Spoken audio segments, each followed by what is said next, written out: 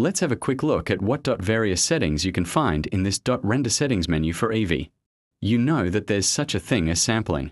It refers to how many times each pixel is calculated during rendering to achieve smoother. Let me open up the viewport sampling and turn it down all the way to 1. And depending on the quality needs of the scene to about 128 or 256 when rendering the final result. Temporal reprojection lowers the noise when rotating the scene.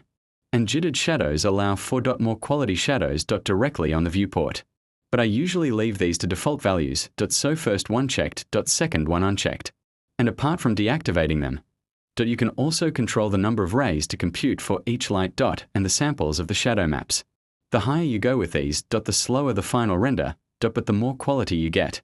The ray tracing is one of the newer features of Eevee. It's not full ray tracing like in Cycles, it's screen space ray tracing. So it only works with what's visible on your screen. All the same, it activates these lovely reflections and allows for light to jump around the scene.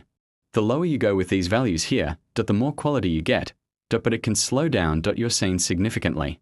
We'll talk about ray tracing and light probes in a special lesson in the lighting chapter. And you can leave most of the stuff to the default values. Definitely have the denoising active, otherwise you'll get these ugly artifacts. If you put volumetric effects into your scenes, which is something we'll dive into in chapter 5. So again, the lower the resolution, the higher the quality and the slower things get.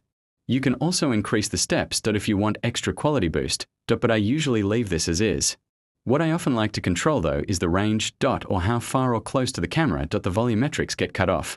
Simplify lets you optimize your scene. What I find real handy is limiting to the number of children or geometry subdivisions in the viewport. We'll go into depth of field and motion blur in chapters 8 and 9. But for now you can leave them as they are. Only activate the motion blur if you decide to render a sequence with moving characters or objects.